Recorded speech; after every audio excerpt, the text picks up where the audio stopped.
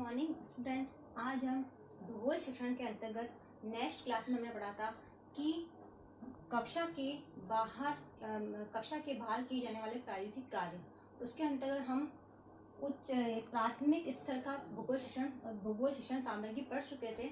अब हमारा second point है माध्यमिक स्तर पर भूगोल की शिक्षण सामग्री कि माध्यमिक स्तर पर भूगोल की शिक्षण सामग्री क्या होनी चाहिए। तो क्या होता है इसमें कि इस स्तर पर माध्यमिक शिक्षा स्तर पर क्या होता कि शिक्षण सामग्री का विस्तार हो चुका था, अधिक विस्तार हो चुका था। इसमें भूगोल सामग्री की आवश्यकता महसूस होने लगी थी। क्यों? क्योंकि माध्यमिक स्तर पर भूगोल शिक्षण हमें विशेष प्राप्त हो जाता है।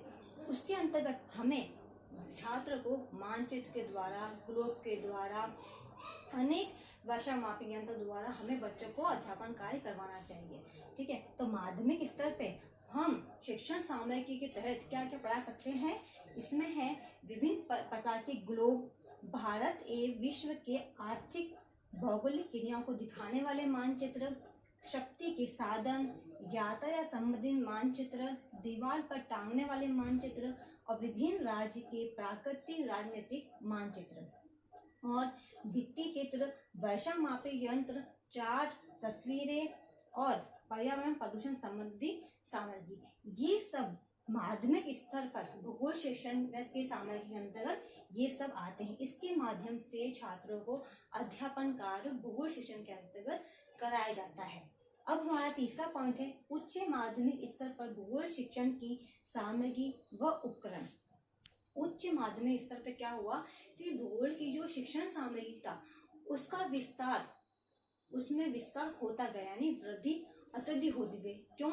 क्योंकि उच्च माध्यमिक स्तर जो 10+2 होता है कक्षा, उसमें क्या होता है, प्रायोगिक कार्य होते हैं। इसमें भूगोल की आवश्यकता अनिवार्य रूप से होती है, क्योंकि इसके अंतर्गत जो हम माध्यमिक स्तर पर शिक्षण कार्य भूगोल के अंतर्गत करवाते हैं वो उससे विपरीत इसमें कार्य होते हैं। क्यों? क्योंकि इसमें सर्वे भी होता है। आपने देखा होगा कि माध्यमिक स्तर पे क्या होता है, प्रैक्टिकल कार्य नहीं होते, वहाँ पे बेसिक नॉलेज दी जाती है, मतलब नॉलेज भूगोल के शिक्षण के तहत उनको पढ़ाया जाता है, इतना उन्हें सर्वे नहीं किया जाता। बस जब 10+2 क्लास में हम आ जाते हैं तो उसमें क्या होता है, प्रायोगिक कार्य होना अनिवार्य होता है। उसके अंतर्गत जो सामग्री माध्यमिक स्तर में आती है उससे विपरीत सामग्री का प्रयोग उच्च माध्यमिक स्तर पर होता है। इसके अंतर्गत हम क्या करवा सकते हैं, बालकों से करवा सकते हैं विश्व के महाद्वीप के अलग अलग प्राकृतिक एवं राजनीतिक मानचित्र, जलवायु संबंधित मानचित्र, जो जलवायु संबंधी जो मानचित्र उसको दिखा सकते हैं, भौगोलिक चित्र, ग्राफ, चार्ट, फीता, समतल पेज के द्वारा किए जाने वाले सर्वेक्षण, ठीक है, मॉडल बनाने का सामान, संग्रहालय, नमूना बॉक्स, थर्मामीटर, बैरोमीटर, जरीब, फीता, साहुल पिन, कंपास, एलिटेट, मापनी, ड्राइंग, फिक्स आदि, ये सब क्या है, ये उच्च माध्यमिक शिक्षण में जब भूगोल हम भूगोल पढ़ाते हैं सर्वे के तहत इन चीजों का उपयोग किया जाता है।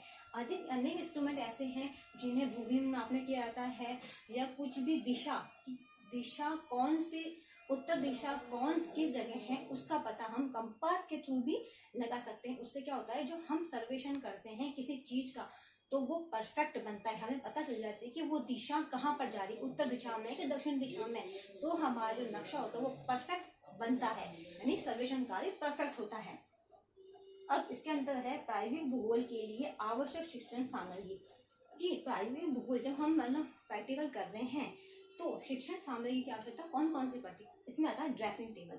ड्रेसिंग टेबल का उपयोग क्या करते हैं, हम मानचित्र, प्रक्षेपण, धरातल भूपृष्ठ, इसके हम डायग्राम बना सकते हैं। ड्रेसिंग टेबल में क्या होता है कि पारदर्शी एक कांच होता है, उसके नीचे हम एक टेबल को रखते हैं। टेबल को रखने के बाद उसके अंदर एक गोला नीचे से हम जलाते हैं। जलाने से क्या होता है, जो कांच होता है उसके ऊपर उसकी रोशनी पड़ती है और जो मानचित्र हमें बनाना है, जो बना बनाया उसको ऊपर रखकर उसके ऊपर सादा अपन कागज रखते हैं, और जब जो रोशनी जलेगी तो हमें वो जो नक्शा है, जो चित्र बना हुआ है वो एज इट इज दिखने लग जाता है। उसके आधार पर हम उसको पूरा ड्राइंग कर लेते हैं। तो ये क्या होता है, इस प्रकार ड्रेसिंग टेबल का उपयोग इसके अंदर हम कर सकते हैं। तो ये भी बहुत जरूरी, क्यों, इसमें धन की बचत भी होती है और श्रम भी बहुत कम लगता है।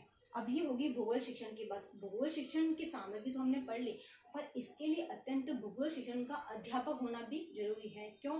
क्योंकि जो शिक्षण सामग्री है उसका सही से अध्यापन छात्रों को करवा रहा है या नहीं करवा रहा है, इसकी भी आवश्यकता होती है। इसके लिए भूगोल शिक्षण के लिए एक ऐसा अध्यापक चाहिए जो कि अनुभवी हो और वह प्रत्येक सामग्री का उपयोग कैसे करना है वे छात्रों को बता सके। इसमें पहला है हमारा जरीब ए फीता, यानी जरीब होता है चैन और फीता मतलब का टेप होता है, इसका मतलब, ठीक है। ये 4 प्रकार के होते हैं, इंजीनियर्स जरीब, गटस जरीब और मीटर जरीब और रेव्यू जरीब। ये 4 प्रकार के जरीब होते हैं, ठीक है। अब ये जो जरीब है ये दिखते कैसे, ऐसे दिखते हैं। इसका उपयोग दूरी मापने, इन दोनों का, फीता और जो जरीब होते हैं, इन दोनों का कार्य दूरी मापने में किया जाता है, यानी भूमि नापने में इसका प्रयोग करते हैं। और इसका प्रयोग सर्वेक्षण के अंतर्गत किया जाता है, जो कि अत्यंत महत्वपूर्ण होता है कि भूमि नापने के बाद ही इसके अंतर्गत सर्वेक्षण किया जाता है।